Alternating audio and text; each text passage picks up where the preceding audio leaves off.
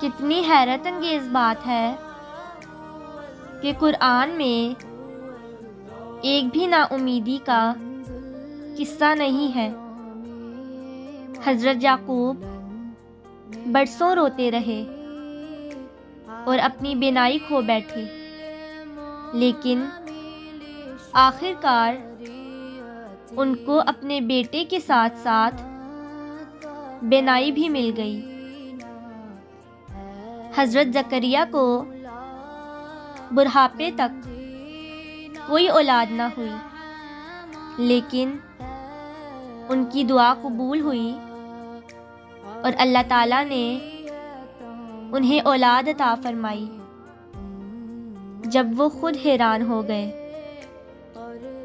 حضرت ایوب بیماری کی وجہ سے بہت تکلیف سے گزرے، لیکن آخر کار اللہ تعالیٰ نے انہیں راحت بخشی۔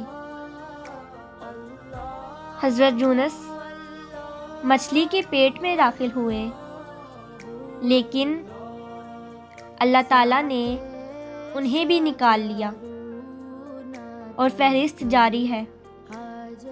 غور کرنے کی بات یہ ہے کہ اللہ تعالیٰ نے ان سب کو دنیا میں راحت بخشی ہے، اور آخرت کی زندگی ان کے لیے اعلیٰ ترین ہے۔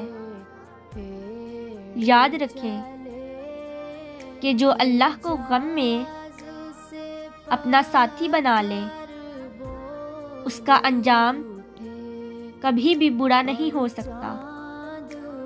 اللہ سے کبھی نا امید نہ ہو، اللہ عظیم ہے، وہ تو ان دروازوں کو بھی کھول دیتا ہے جن پر تم دستک نہیں دیتے، تو پھر وہ ان دروازوں کو کیوں نہیں کھولے گا جن پر تم دستک دیتے ہو۔